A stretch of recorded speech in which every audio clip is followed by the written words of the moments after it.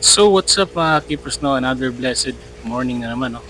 So please bear with me guys, no, sa video na to kasi medyo mahaba-haba itong video na to. So may ginawa nga pala tayong gel food, no? So ito, so sariling formula natin to. So itatry po natin kung effective ba to o gagana ba tong gel food na to. So ayan, no? So sa mga nakita kong video po kasi sa kanila, dalawang scoop lang ng kutsara. So yun po.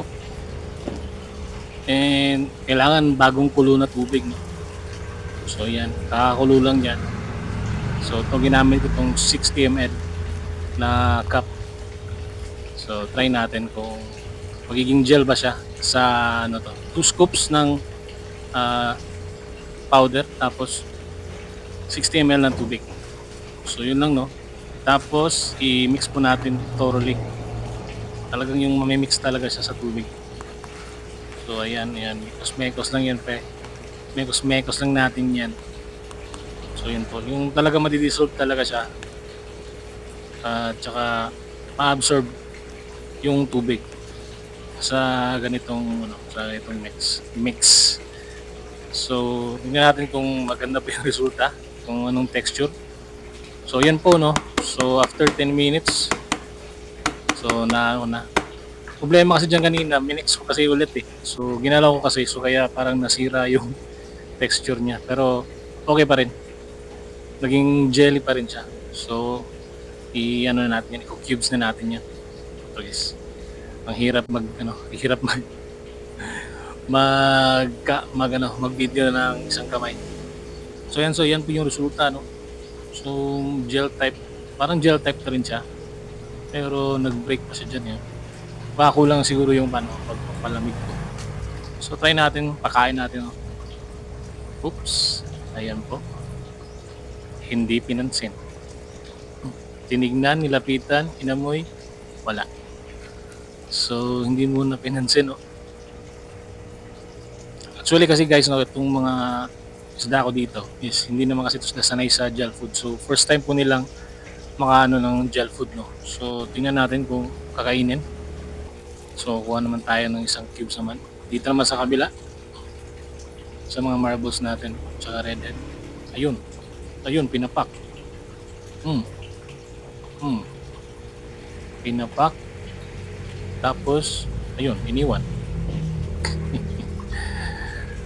Busy pa yung mga mail. Tingnan natin kung kakainin. Kung babalikan. Ayun, kinain. Okay. So, ito naman, try natin dito sa kabila. Kung kakainin. Oops. Inamoy. Nilapitan. Kinain. Oops. Ayun, kinain. Ayun, kinain. Pwede. Oops, ito. Tapos, iniwan. Tingnan natin kung kakainin ba nila talaga. Ayun, may lumapit ulit. Ayun, kinain. Ayos. So, try natin sa sa fry natin, no. Yan. Tingnan natin sa fry. Hindi pa rin pinansin. Ay, po. Hindi pinansin ng mga fry, no. Dito sa kabila. Try natin dito. Ito. Ayun, pinapak. Pinagpiesta, no. Yummy. So guys, kinain. Ayos. So dito, binalikan ko dito kanina. Ayun, pinapak na. Pinapak na nila guys, no. Baka inamoy-amoy lang muna nila kasi hindi naman kasi sila sanay sa gel food. Ano lang kain kasi natin, PO1. So ayun, binalikan dito sa fry, no. Talagang, pinagpiestahan, no. Ayos. Pinagpiestahan. So, successful. Ayun. Nagdagdag ako dyan kasi paubos na yun, eh. So ayan. So dito naman sa mail na.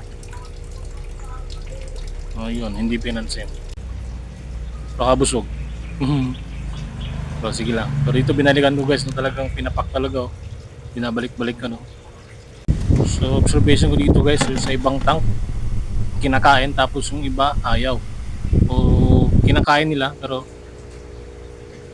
parang inaamoy-amoy muna kasi hindi naman kasi sila sanay sa gel food. So ayan, i-secure muna natin to kasi may sobra. Ayun, yun, natapon pa.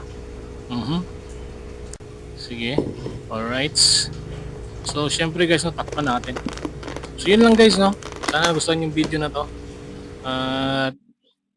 Thank you for watching. Okay.